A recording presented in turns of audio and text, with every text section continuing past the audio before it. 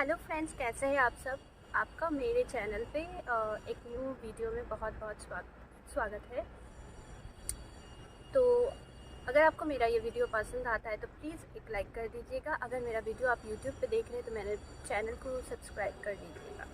तो चलिए आज का टॉपिक शुरू करती हूँ। आज दोस्तों मैं जिस टॉपिक पे आप लोगों से बात करने वाली हूँ वो है कि nowadays the craze that is going on to adopt the western culture into our Indian society, जो कि जिसका स्तर दिन ब दिन बढ़ते जा रहा है, हर एक चीज़ में हम देख रहे हैं। तो उसका फ़ायदा और नुकसान क्या क्या है वो मैं सोच रही थी आप लोगों के साथ आज थोड़ा सा डिस्कस करूं। तो सबसे पहली बात है कि हम अपनी हिस्ट्री को अच्छी तरह से जानते हैं। हमने क्या सहा है, हमारे पूर्वजों ने क्या क्या सहा है, और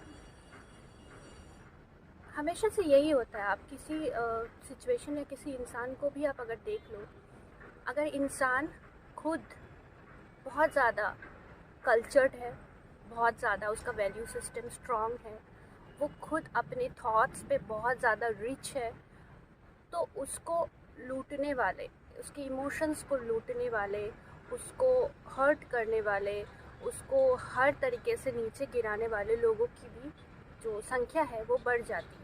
क्यों होती है? सबके पीछे का रीज़न होता है जेलसी।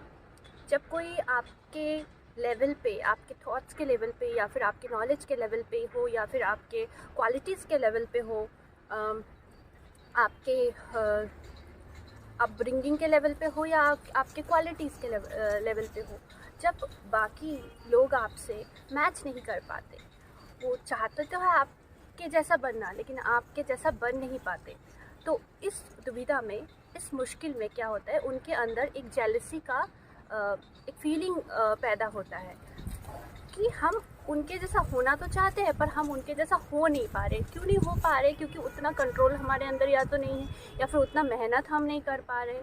तो उस आपके लेवल तक जब दूसरे लोग मैच नहीं कर पाते हैं तो वो कोशिश करते हैं कि आपको नीचे गिरा दें, ताकि वो या तो आपके लेवल तक आ जाए या फिर आपसे थोड़ा ऊपर हो जाए।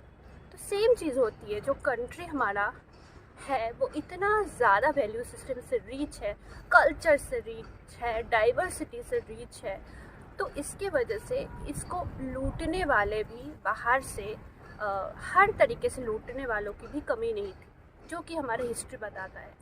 और बार बार हमने अपने वैल्यू सिस्टम के लिए, अपने कल्चर को प्रोटेक्ट करने के लिए, अपने लोगों को प्रोटेक्ट करने के लिए हमने फ़ाइट किया और हम जीते। और इसीलिए हम आज की जनरेशन इस खुली हवा में शांति से सांस ले पा रहे हैं, अपना राइट्स के लिए लड़ पा रहे हैं, हम हर चीज़ के लिए जस्टिस हमें मिल पा रहा है। तो इसके लिए हमें सबसे पहले तो थैंकफुल होना चाहिए। हमारे जो भी पूर्वज थे उन्होंने जो कुछ भी सेक्रीफाइस किया ताकि हम खुली हवा में सांस ले पाए। और इसी तरह as a parent, as a elder generation, ये हमारा भी रिस्पॉन्सिबिलिटी होता है कि हम भी अपने बच्चों को एक ऐसा सोसाइटी पास करें, एक ऐसा कंट्री पास करें कि वो भी उसको एंजॉय कर पाए, उनके लिए इजी हो अपने लाइफ को जीना। और क्या हम ये कर रहे हैं? हम वेस्टर्नाइज होने के चक्कर में अपने बच्चों का भविष्य दाव पे फेंक रहे हैं, जो कि हम अभी रियलाइज़ नहीं कर रहे हैं। लेकिन हमारा जो कमिंग जनरेशन है और जनरेशन के बाद जो जनरेशन आने वाले हैं, वो लोग बहुत सारे चीज़ों के बारे में उनको पता भी नहीं होगा। उनको, वो लोग एक लॉस में रहेंगे, क्योंकि हम उन चीज़ों को खो रहे हैं, अपने मर्ज़ी से खो रहे हैं। क्या ये सही है? ये कहाँ तक के सही है? यही मेरा आज क्वेश्चन है आप लोगों से। मैं आशा करती हूँ आप लोग मेरे कमेंट सेक्शन में अपना राय भी रखिएगा। सबसे पहले I am very much thankful to all of you for so much of encouragement, कि कॉल करके भी आप मुझे बोल रहे हैं कि तुम्हारा वीडियोस बहुत ही अच्छा लगता है, सुनने से लगता है कि हमारे दिल की बात तुम खुद बोल रही हो। कभी कभी ऐसी मजबूरी होती है कि हम इतना खोल के नहीं बोल पाते हैं, तो तुम्हारा वीडियो सुनते हैं तो बहुत अच्छा लगता है।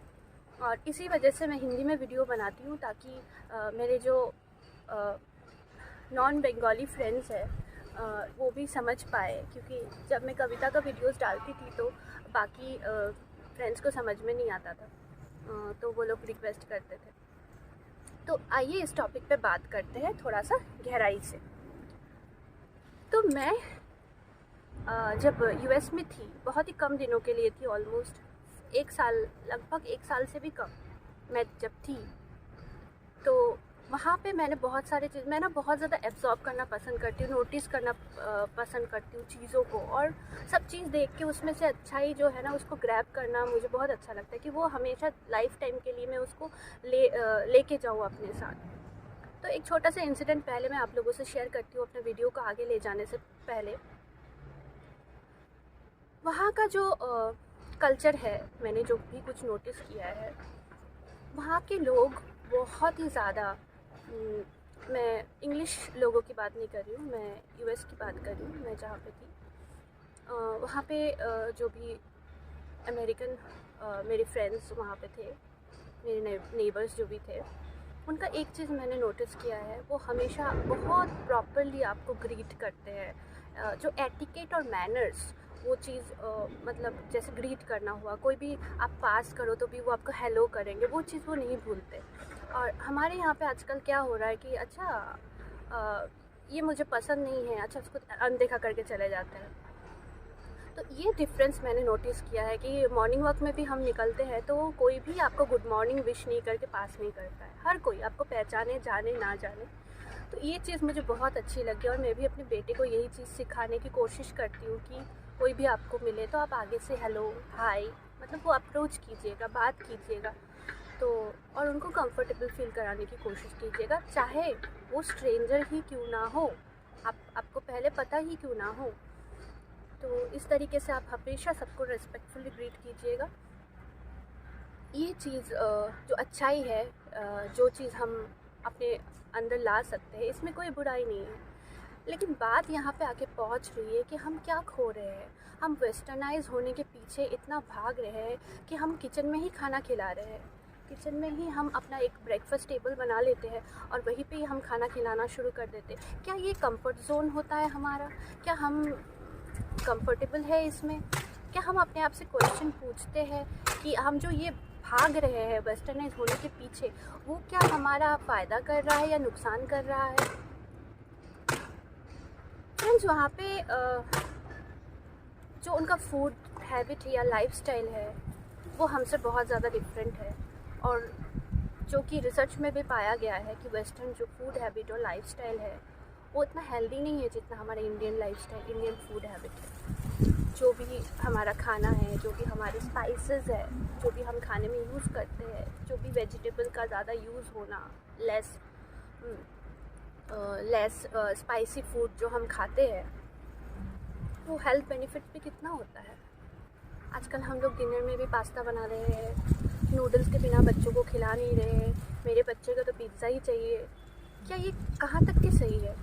जो हम सिर्फ़ और सिर्फ अपने आप को सोसाइटी में मॉडर्न दिखाने की कोशिश कर रहे हैं, वो क्या हमारे बच्चों का हेल्थ दाव पे नहीं रख रहा है? हम अपने पुराने ट्रेडिशनल खाने को भी भूल रहे हैं, हम अपने पुराने ट्रेडिशनल पहनावे को भी भूल रहे हैं। वो कहाँ तक हमारे लिए फ़ायदा कर रहा है, या फिर सिर्फ एक हम वानबी बनने के चक्कर में ये सब कर रहे हैं, जो धीरे धीरे हमारा इतना नुकसान कर रहा है कि जब तक हमें ये चीज़ का पता चलेगा, एहसास होगा, तब तक it will be very very late. क्योंकि लाइफ हमारा एक ही है, हमें एक ही टाइम जीने को मिलता है।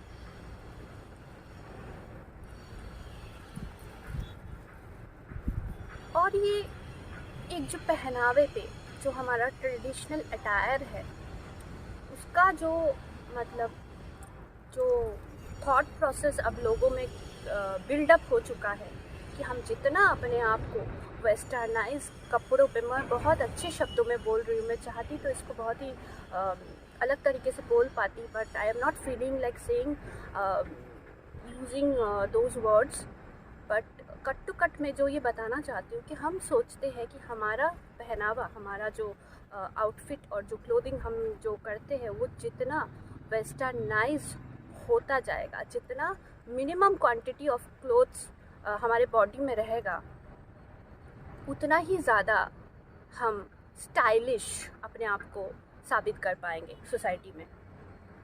इसका कोई सेंस बनता है? आई मीन स्टाइल के साथ आपके शॉर्ट्स या फिर आपके पहनावे का, मतलब क्वांटिटी ऑफ क्लोथ्स का कोई भी स्टाइलिंग के साथ कोई भी लॉजिक आपको लग रहा है? हमारे जो इतने अच्छे अच्छे डिज़ाइनर्स जो साड़ीज़ डिज़ाइन कर रहे हैं, मैं सब्यसाची जी का जो डिज़ाइनिंग साड़ीज़ में देखती हूँ, I feel like oh my God, my how creative that person is. मतलब जिस तरीके से वो डिज़ाइन कर रहे हैं, हमारा जो ब्राइडल अटायर जो भी वो डिज़ाइनिंग करते हैं, इट्स जस्ट वाओ। मतलब कोई भी लड़की अगर उसको अच्छे से फ्लॉन्ट कर सकती है वेस्टर्न कंट्रीज़ में, उसका तो मतलब कोई कंपैरिजन ही नहीं है। मैं ये नहीं कह रही हूँ कि वेस्टर्न क्लोथ्स हमें नहीं पहनना चाहिए, हाँ हमें ज़रूर पहनना चाहिए, क्यों नहीं पहनना चाहिए। हम आज एक ऐसे टाइम पे हम लोग, हमारा जनरेशन है that we need to be globally advanced. हमें सिर्फ अपने देश के बारे में पता और ऐसे कंबाइंड एक एरिया के बारे में पता हो कि हम लोग नहीं जी पाएंगे। We have to go out, we have to go on site, we are going on site every time, here and there we are going, we have to accept everything, we have to, but we have to decide how we should behave, what we should wear, what we are going to eat, because nobody is coming to force us to make us decide what lifestyle we are going to choose. It is completely on us. हम दूसरे को देख के उसका copy cat क्यों बन जाए? क्यों बन जाए? क्या ज़रूरत? तो अच्छी चीज़ों को हमें लेना बहुत ज़्यादा ज़रूरी है, लेकिन हमें अपनी चीज़ों को खोना ज़रूरी नहीं है। एक और क्वेश्चन मैंने सोचा था, उसके ऊपर मैं एक डिफरेंट वीडियोस बनाऊंगी। ये क्वेश्चंस आजकल बहुत ज़्यादा पूछे जाते हैं। ये जो मैरिटल सिंबल्स हम लोग कैरी करते हैं, कुछ लोग करते हैं, कुछ लोग नहीं करते, which is again a particular persons opinion और डिसीजन होता है। उसके लिए किसी को भी कुछ बोलना सही नहीं है। तो मैं ये बोल रही थी कि ये जो मैरिटल सिंबल्स होते हैं, जो हम लोग सिंदूर पहनते हैं या फिर हमारे यहाँ पे शंख होता है जो हम लोग पहनते हैं, तो इसमें भी आजकल ऐसा थॉट प्रोसेस कुछ सोसाइटी में चलना शुरू हो गया है कि आप अगर इन चीज़ों को पहनते हैं, आप अगर, तो आप कहीं ना कहीं आप पीछे है, कहीं ना कहीं आपका थॉट प्रोसेस रिग्रेसिव है, या फिर आप प्रोग्रेसिव नहीं हो। आप और ये वर्ड बहन जी, आप बहन जी हो। If you are wearing salwar kameez, आप बहन जी हो। आप साड़ी पहन रहे हो तो आप बहन जी हो। क्यों? किसी इंसान का थॉट प्रोसेस, किसी इंसान का नॉलेज, किसी इंसान का क्या बोलूँ मैं, value system, how can it be dependent on the clothes? What a person use to choose for himself और हरसेल्फ। अगर मुझे प्राउड फील होता है that I feel proud that I am married to my husband, और मैं tattoo बनाने के बजाय मैं ये मांग में लेके घूमना चाहती हूँ, तो फिर ये रिग्रेसिव सोच कैसे हुआ? ये तो प्रोग्रेसिव सोच हुआ ना। I am feeling proud of my relationship, I am madly in love with my relationship, I want to flaunt it.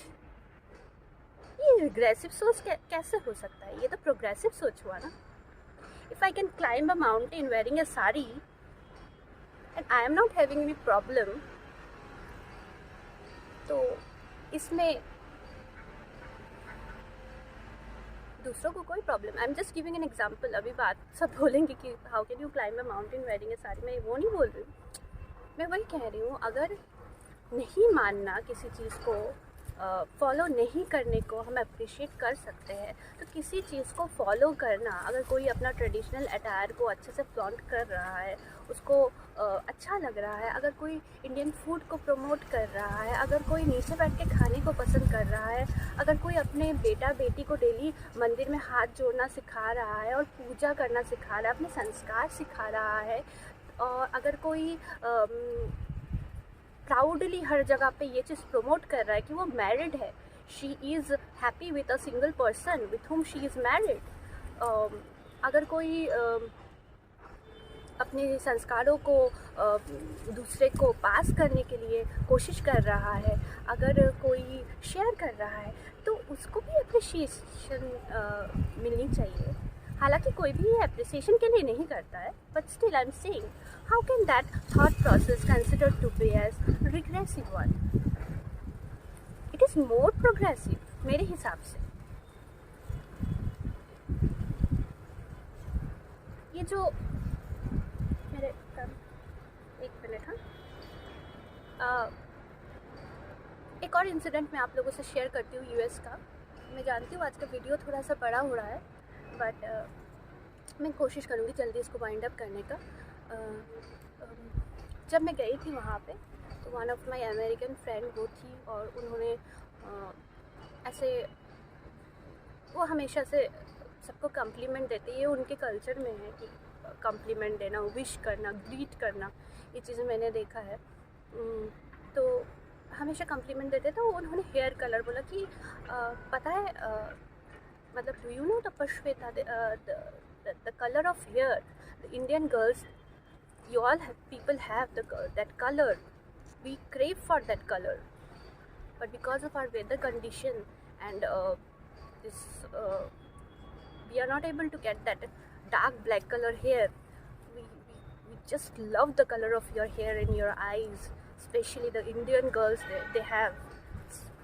तो उस समय मेरे बाल थोड़े से लंबे हुआ करते थे, तो she was touching and feeling, तो मुझे इतना अच्छा लगा कि हमारे देश की लड़कियों का बाहर के देश में लोग कितना ज़्यादा दे एडमायर, कि वो लोग एक्सप्रेस नहीं करते हमेशा प्लेटफॉर्म में आके, लेकिन और हम क्या कर रहे हैं, हम उन्हीं को जला रहे हैं, हम उन्हीं को कलरिंग कर करके ऑरेंज, येलो, गोल्डन, भयंकर रंग दे के उसको बर्बाद कर रहे हैं। जो नेचर ने हमें गिफ्ट किया है, जो नेचर ने हमें दिया है, जिसका हमें खुद वैल्यू नहीं पता है,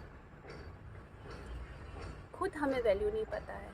हम इतना वेस्टर्न होने के चक्कर में हमारा जो अपना जो यूनिकनेस है, हम उसको इतना ज़्यादा खो रहे हैं कि आजकल आप देखिएगा 80% लोग ऐसे गोल्डन हेयर में हैं, जो कि वेस्टर्न कलर ऑफ हेयर है। तो ये अगर कम लोगों में होता ना, तो कोई फ़र्क नहीं पड़ता कि नहीं ठीक है, कुछ लोग कर रहे हैं, कुछ लोगों को अच्छा लग रहा है, चलो करने दो। पर इसका धीरे धीरे नंबर इतना ज़्यादा बढ़ रहा है कि अब एक पॉइंट आ चुका है कि कहीं ना कहीं हमें भी थोड़ा सा रिस्पॉन्सिबल होना चाहिए